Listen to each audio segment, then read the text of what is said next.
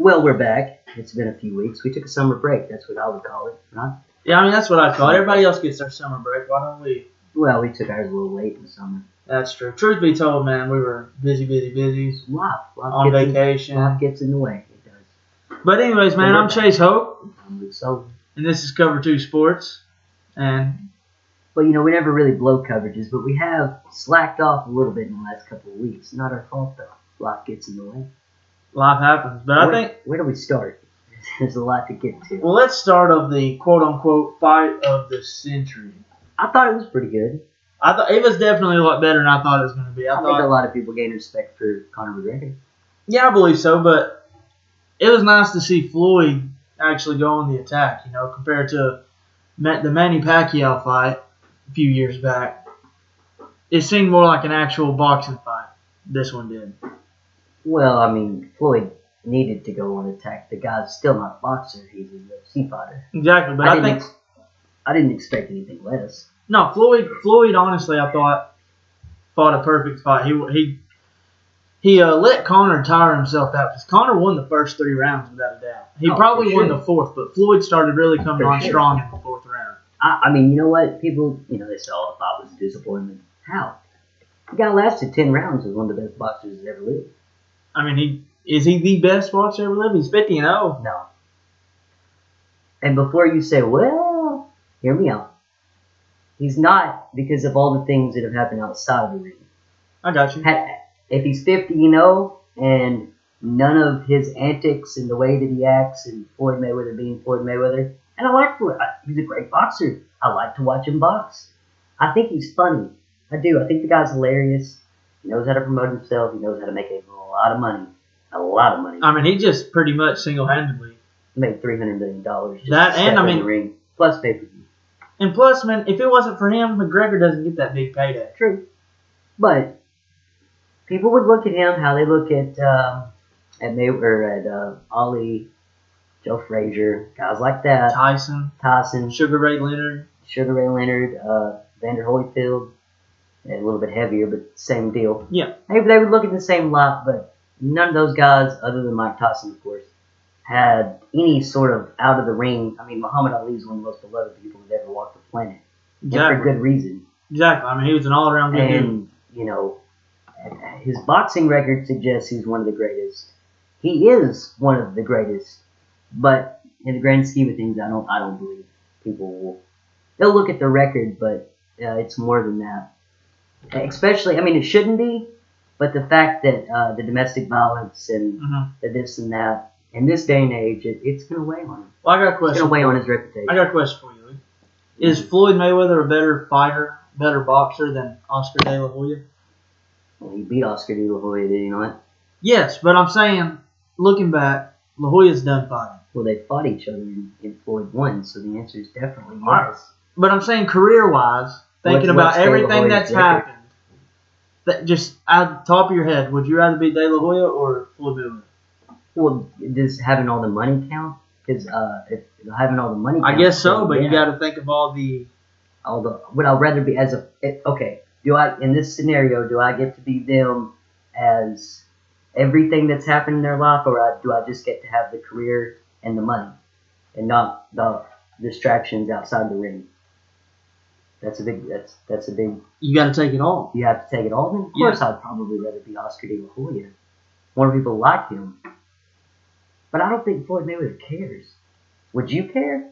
If I was making that much over like $700, $800 million, he's gonna be a billionaire. There's only 3 athletes in the world that have hit the B mark. Okay, the GOAT, Tiger Woods, and Floyd Mayweather. Now Tiger's had his shortcomings in the last half year, but MJ did okay for himself, did he not?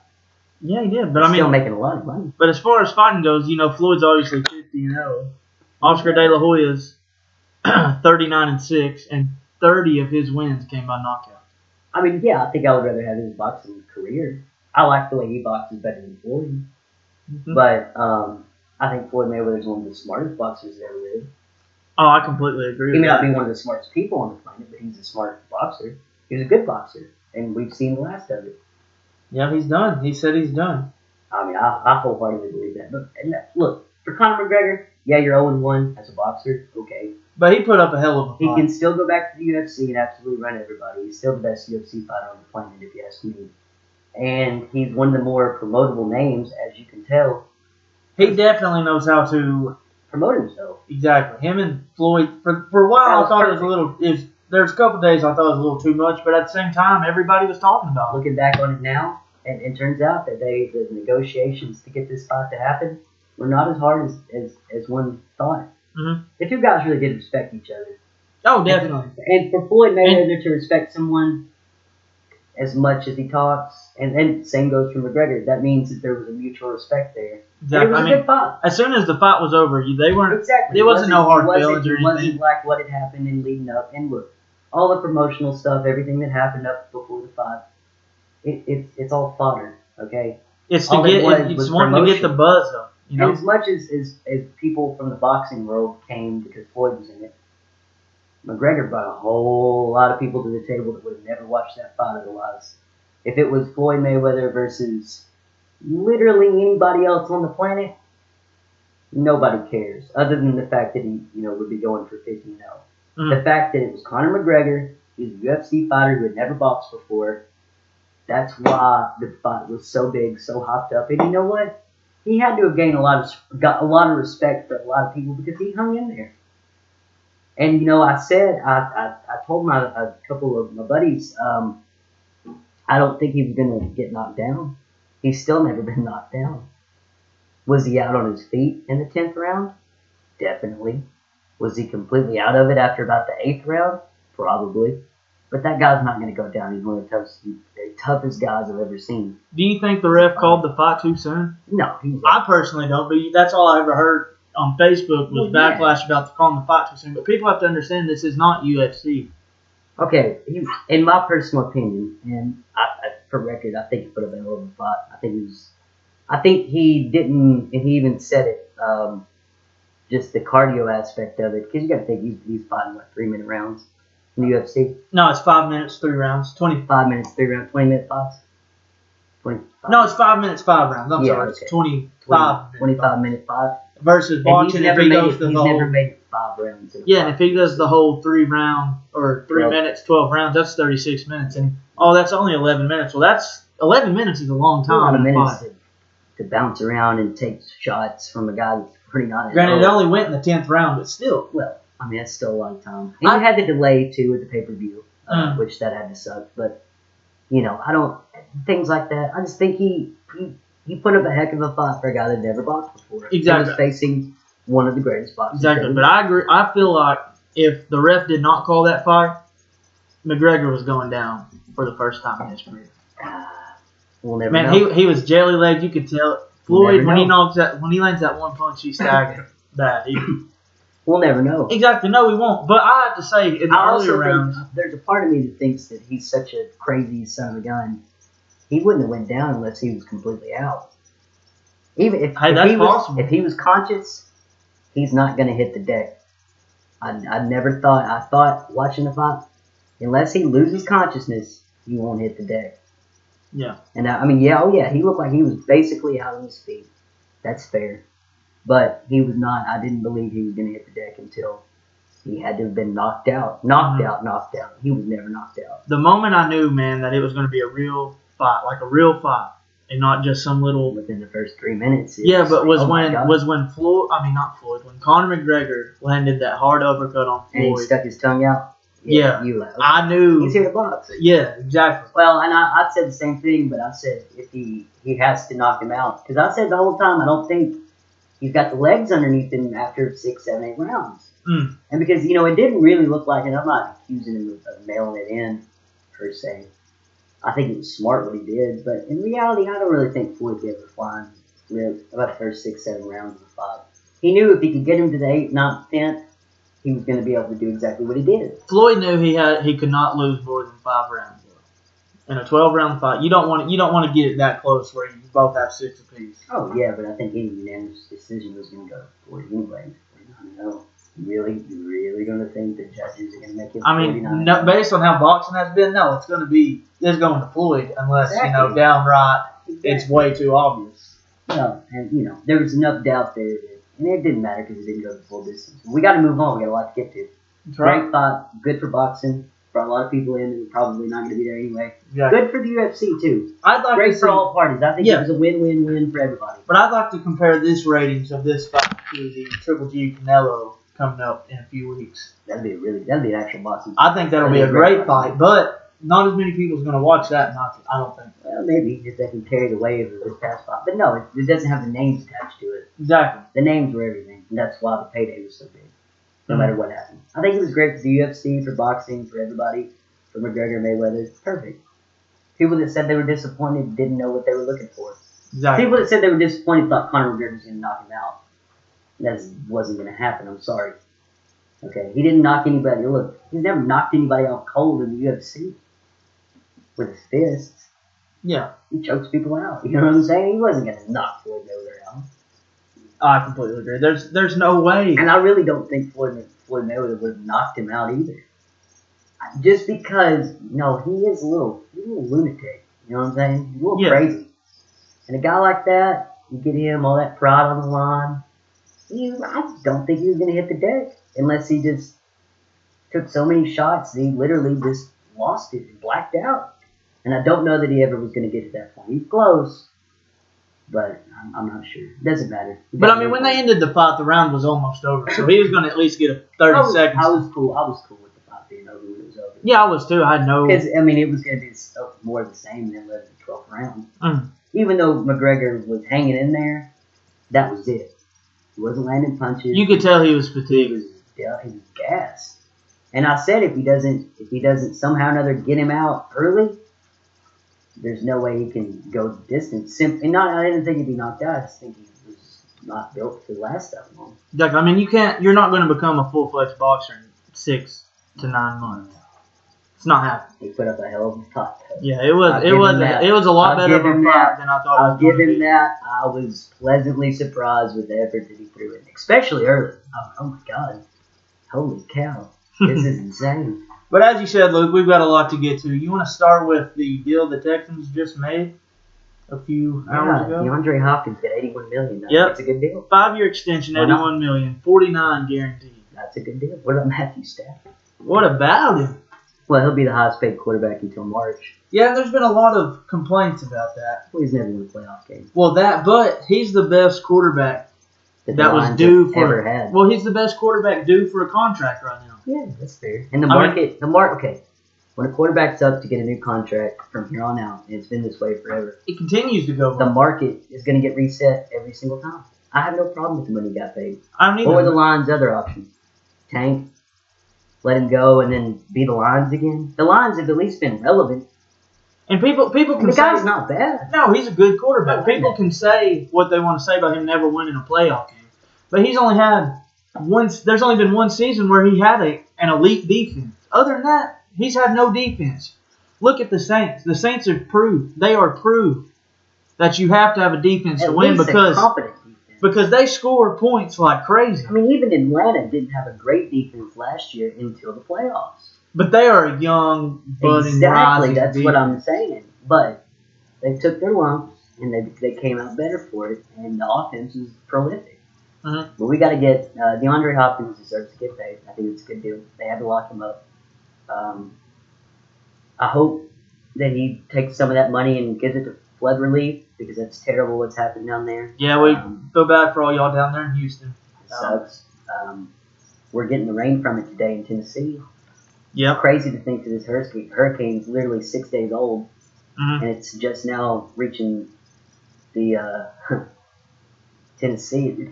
I've never seen a hurricane do that before. What blows my mind is, man, it happens during the anniversary of Katrina. All this happens to Houston. This is the first landfall of a hurricane since the 2005 hurricane season. It had Katrina and Rita, and had 3 or 4 good hurricanes that season. First landfall in 12 years. Longest gap that this country has ever had without a hurricane making landfall, and then Harvey shows up. So, I mean, it's absolutely sad, terrible. Feel bad for everyone in Houston. Mother Nature's undefeated. There's three things that are always going to be undefeated in life. What's that? Father Time, Mother Nature, and death. They always win. They get everybody. I every agree. single time. Remember that. I got a special guest here, Jeff Brock. Jeff, just so you know. Come on, Jeff. Grab a mic. Get in Come here. grab him by. Come say hello. You don't want to say hello? No. You're going to sit in the corner. He's being shy. He's a quiet one. Big sports fan. That's why he's here. Father Time, Mother Nature, and death always undefeated. Remember that forever. But it's terrible what happened. But J.J. Watt, Stepping up. And, honestly, I from being from Tennessee, I'm proud of the Titans owner, Amy Adams Strunk, donating $1 million of her own money to the J.J. Watt Relief Fund. J.J. Watt got everybody to donate. She's from Houston. She's from Houston, but at the same time, it's a good gesture from an AFC rival to help out the city. For the Oilers. Yeah, but I'm just saying, a lot of the people in that organization probably have just as many ties to Houston as the people in the Texans organization, honestly. I mean, yeah, family-wise, a lot of the older people in the Titans organization that have came and moved with the team from Houston, of they course. probably still have a lot of family that's down there. Of course, but it's still a nice gesture. Oh, that's a great gesture, yeah. And J.J. Watt, he got Drake, he got everybody to donate. I mean, it's in times where it seems like everybody's so divided, it's nice to see people coming together to help out. Well, yeah, and this country was headed towards some race wars there for a couple of weeks. It's crazy to think that a hurricane. It's always weird. Something like this always does tend to happen, unfortunately, in a time with a lot of turmoil. And then everybody pulls together. We'll see. It'll last a couple months, but I don't think the race thing's necessarily. It's never over in this country, and there's always more to be done. No, but that's enough politics. Let's get back to sports now. Well, we have to talk about the biggest trade of the NBA offseason, which there's been so many. First it's on, and it's off. Now it's been the wet and wild NBA offseason. I mean, the NBA offseason has been absolutely crazy. It's like the NBA never sleeps. It's better than the NFL right now. And, I mean, if you don't know the trade we're talking about, where have you been? Because... Let's get to it. The Celtics acquired Kyrie Irving from the Cavs for Isaiah Thomas, Jay Crowder, and... a big man. Ante Zizic. And a 2018 first-round pick from the Brooklyn Nets. But they've also had to throw in a second-round pick of 2020? Yeah, 2020 pick from Miami that went through Boston, now it's in Cleveland. But the deal had a lot of holdups because Isaiah's healed. But, let's not get into the holdup. It doesn't matter. The point is the Cavs tried to gouge another pick. Didn't happen. They got a second-round pick, and those second-round picks are valuable because if you think about it, Jay Crowder, Isaiah Thomas, both second-round picks that are big-time pieces. And this might be unpopular, but my opinion is the trade was more so to get Kyrie out.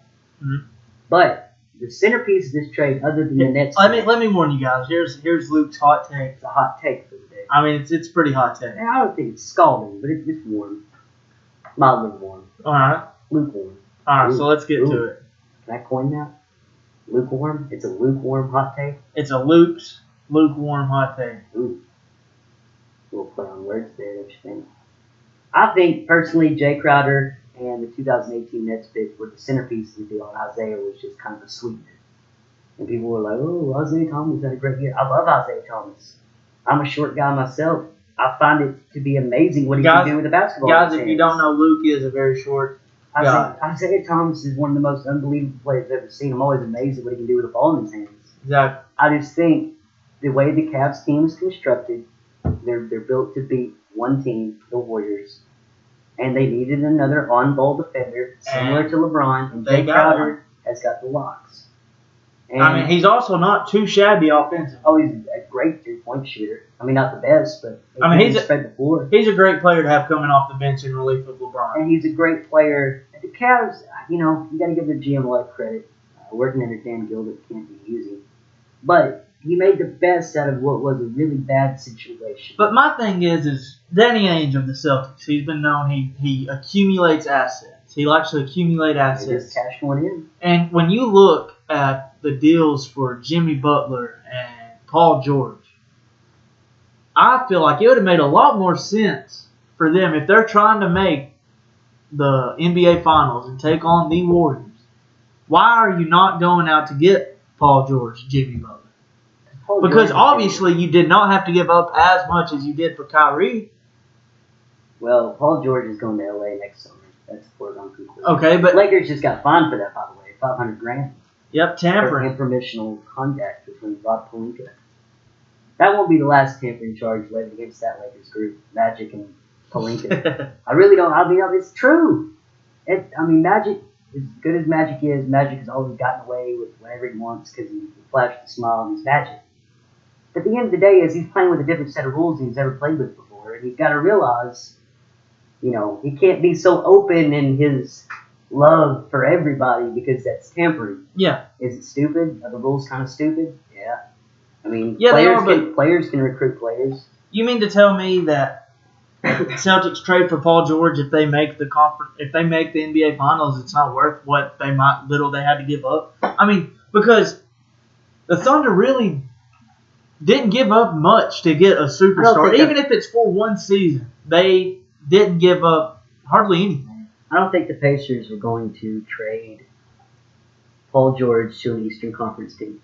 I think that's why he got shipped to Oklahoma City. I firmly believe that. He wants to go out west, so they send him out west. I think he didn't. I think the Pacers all the way out west. I think the Pacers ideally didn't want to send him to an Eastern Conference team, but they would have for the right price. And I think, according to what they got, the price was not going to be as much as they gave up for Kyrie. The Celtics might be done dealing this year, but they dealt an awful lot. Jay Crowder don't say great, but he's under a great contract. He's a solid player. And he's under he's on a great contract. Exactly. It's a bargain.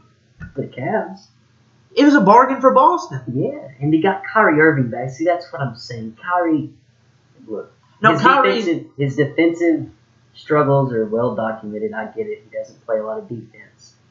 But the guy is one of the most clutch basketball players I have ever seen. Oh, he is, and he's a great offensive player. He will but shake you out of your shoes.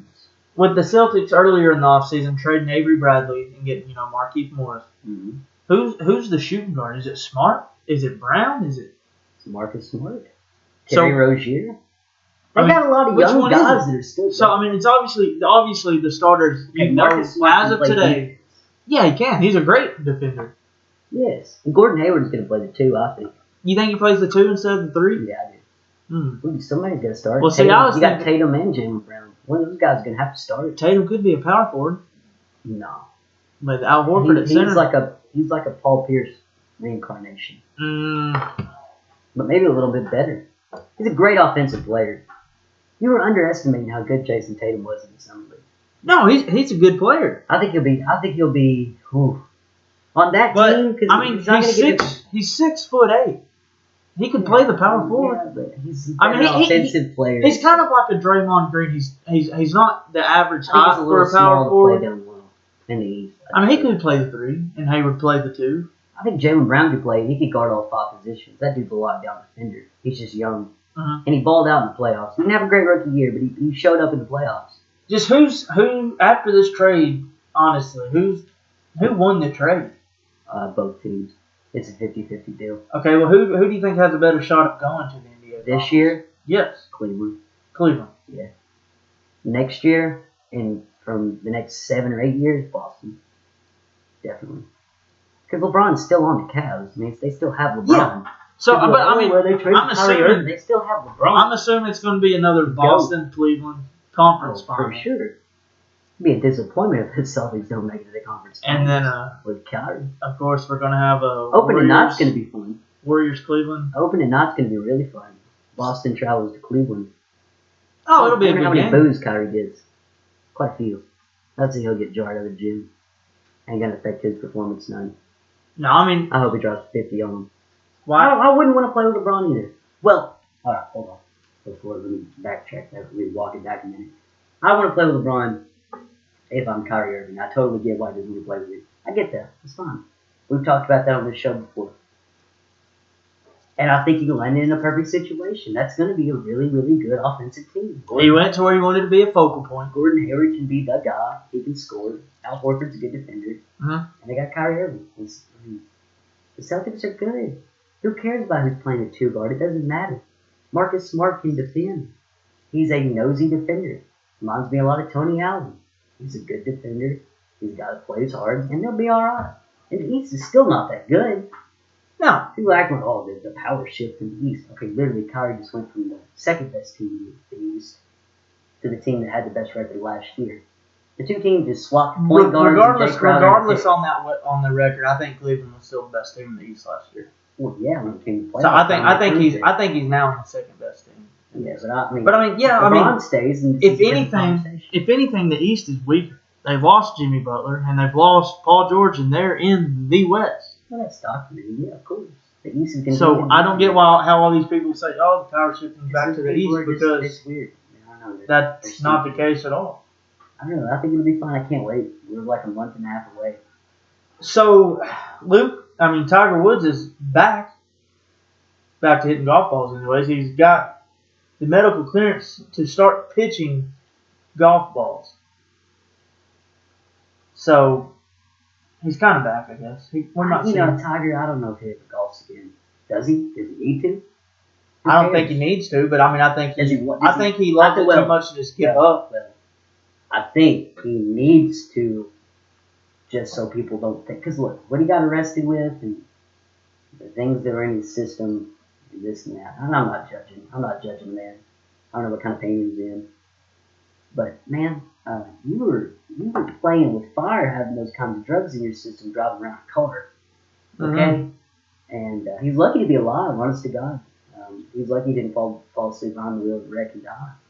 Even if he is Tiger Woods, it hits everybody different, but you're still gonna have side effects, and you should have known that. And I'm not judging him on that. I think he's the greatest golfer I've ever seen. He's one of the greatest golfers that has ever lived.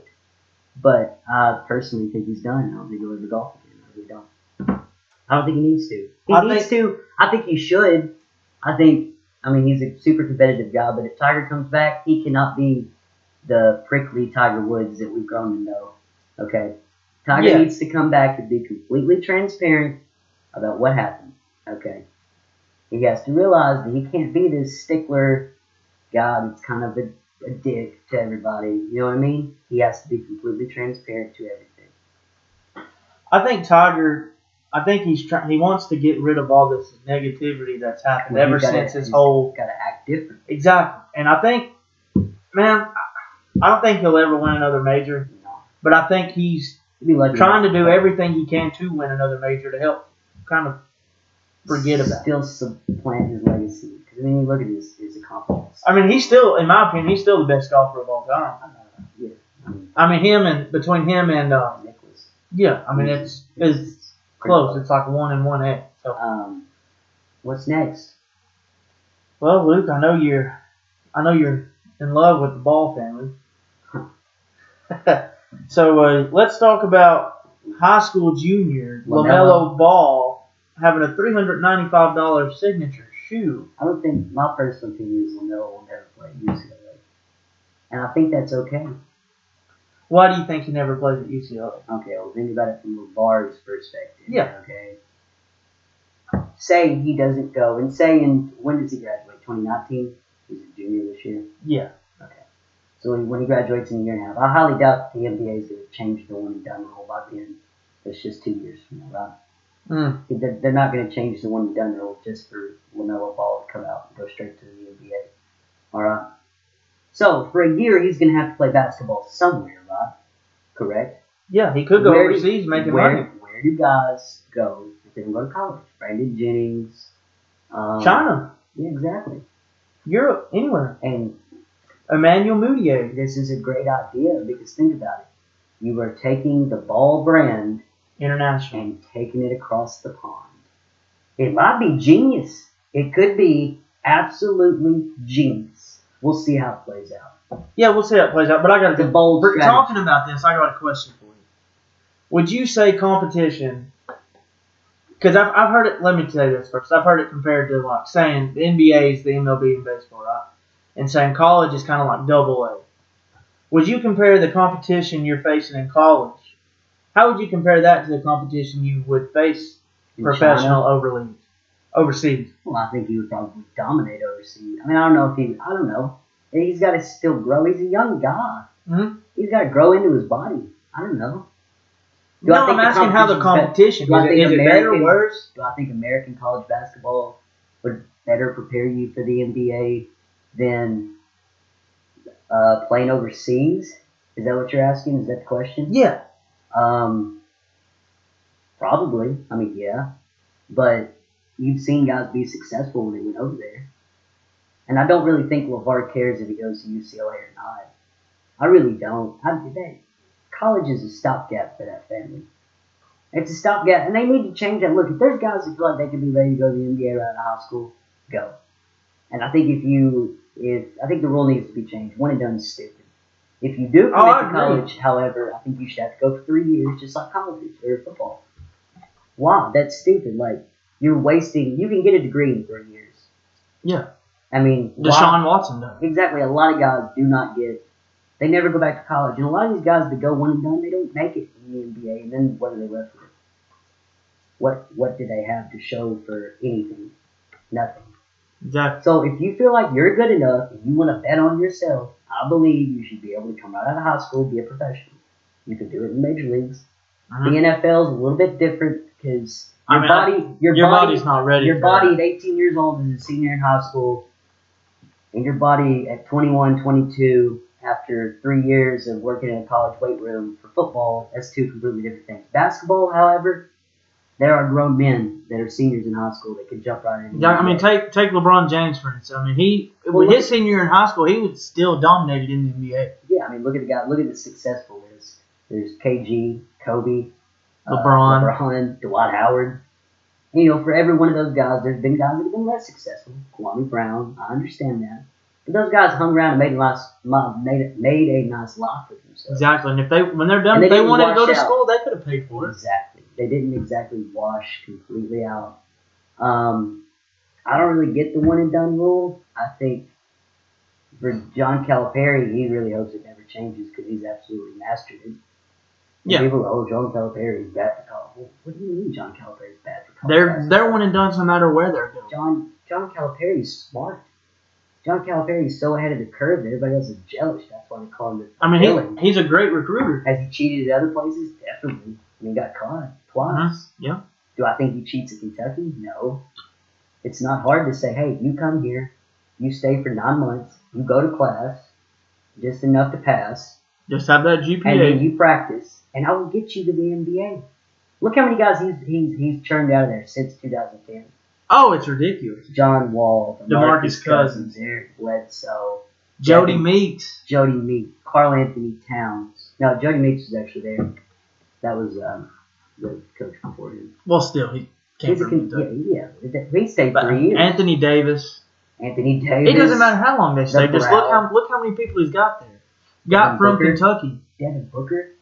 I think Devin Booker. Tyler Ulis. Surprise opinion. I think Devin Booker might make the All-Star team this year. Oh, I think so. He's got a. Phoenix is not very good. No, but I mean he's going to be a star. Yeah. He reminds me of a young Kobe, like a light-skinned Kobe. Yeah. He's ball. I mean, I love Devin Booker. Offensively, man, he's got a great offensive game. He did score 70, and he kind of cherry picked his 70. But 70 in a basketball game, no matter what. Still 70. Still 70 points away from Kobe. 30 from Will. Yeah, well, he didn't have enough time for it. But I mean, even this year, I mean, you still have De'Aaron Fox, and I'm sure there's going to be quite a few from this next class. Yeah, exactly. De'Aaron Fox is going to be so fun to watch in Sacramento.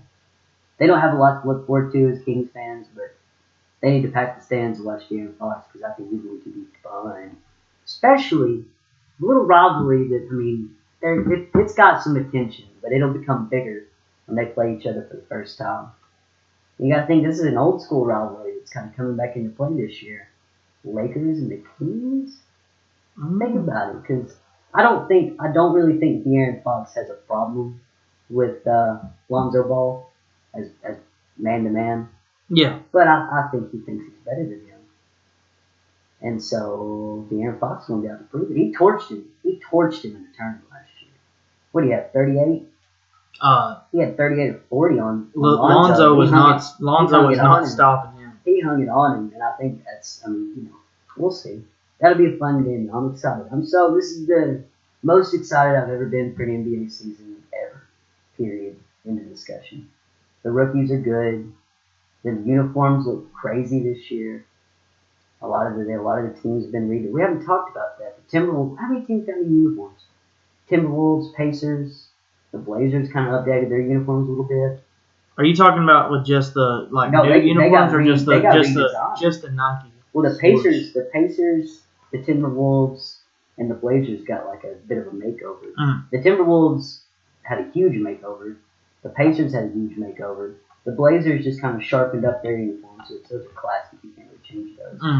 But I mean, I'm excited. The jerseys look cool. I didn't think I was gonna like the Nike logo and the sponsor patch, but it doesn't look bad. No, it don't look bad. It's not like as obnoxious as like the soccer teams across the pond. Yeah. Those are too much. In the NBA, they're teams. They're brands. Having Celtics on your jersey still means something here. Yeah. And I'm cool with that. And it's well done. And I'm excited to see the season. So many crazy moves. I'm always excited to see the season, and then come midway, I'm just like, man. I don't think I'm going to lose that because this season is just going to be. Well, literally, so many teams got better. Teams that I would not have watched last year. Yeah. Which I watched the Timberwolves because I like Wiggins and I like Towns. And I agree teams have gotten better, but I think if the NBA, I mean, they have great numbers. They do. But if they want to just capitalize, and it's hard with the way society is in this point of time, but you got to bring back that rough, dominant defense. Don't let it get carried away. But, man, the game has evolved. Just run it. Everybody loves offense, but in the NBA, everybody complains about no defense. Okay. They want to see physical defense, physicality defense. In the finals, you shouldn't have to wait till the finals to see real basketball. Because then what's the point? Like me personally, I lose interest. I can't sit down and watch a basketball game unless it's a playoff game when I know they're going to play both sides of the ball. We just have to agree to disagree. If there's game one in the season, I'm watching it. No, I mean, I'll watch it, but it's hard. I'm not going to sit there and say I don't get, heavy on. Thunder games I watched last year just to see if Westbrook was going to get a triple-double. All of them? As many as I could. Exactly. I mean, they're all terrible. Because he's fun to watch. And, yes, he's a ball hog, but Westbrook's fun to watch, but how much more fun would Westbrook be to watch if there was actually always a hand in his face or there was always physicality on the defensive side of the ball? He would be great. He still would, but how much funner would the NBA product be to watch? He'd still be a great scorer. He'd be a great shooter, not a great scorer. He would still get his. Maybe. I think Isaiah Thomas would still get his too. Yeah, I mean, I'm not saying he wouldn't. Why can guys not guard Isaiah Thomas? I've always wondered this. He's fast. As a short guy. I think he's just so quick. He's so fast, and you never hear about it. But he has great handles as well. He does, and you know what? I think if you're a guy switching off pick and roll as fast as he is, they lose him. You might not see him. I'm a short guy. It's true. I'm a short guy. Like I can't. I make that as a short joke, but let me know I'm short too. I love watching him play. He plays with a heart and determination unlike any other. And you know what? If they make it back to the finals, watch out. Isaiah on Steph. Steph can't dominate Isaiah like other guys have in the East. Okay? They didn't make it. Of course, the Celtics didn't make the finals last year. A lot of that was Isaiah got hurt. But also, he was a defensive liability. And he can't help that. He's 5'9". At the end of the day, he's still 5'9". Okay? And if I'm the opposing coach, I'm going to put my best guy on Isaiah Thomas when I'm on offense, of course. It's smart basketball. But come finals time, if they do make the finals and Isaiah's healthy, and he's out to prove, hey, this is a contract year for him. Okay, he thought he was going to stay in Boston the rest of his career.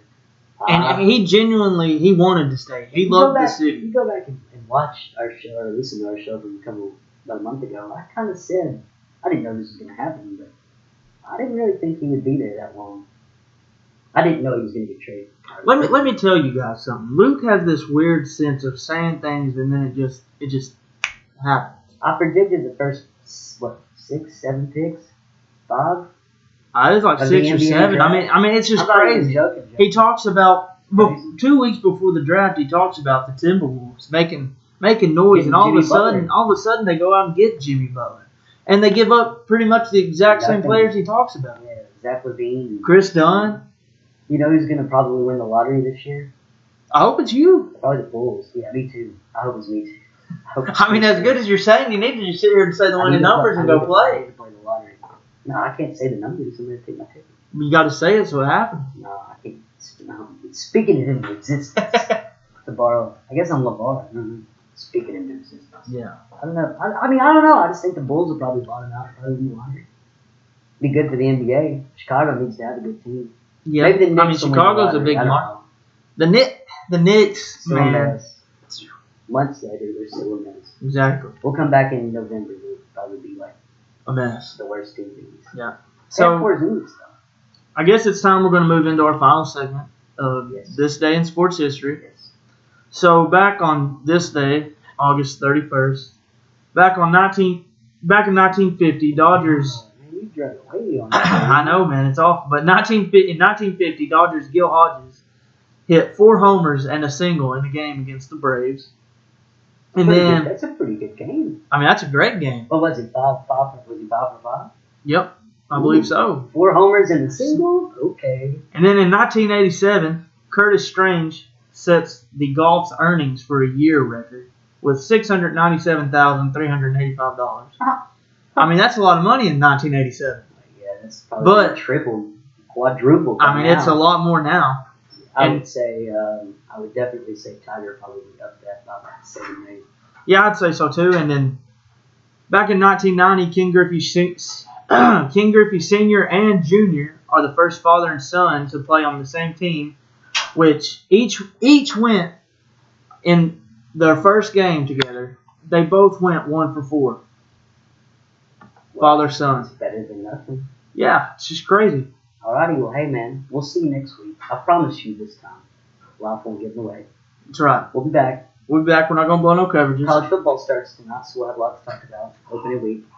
And then we can come back and we'll discuss all that. And we'll cover the NFL season and everything. And we'll be ready to roll. That's right. So we'll see you next week. This is Cover 2 Sports.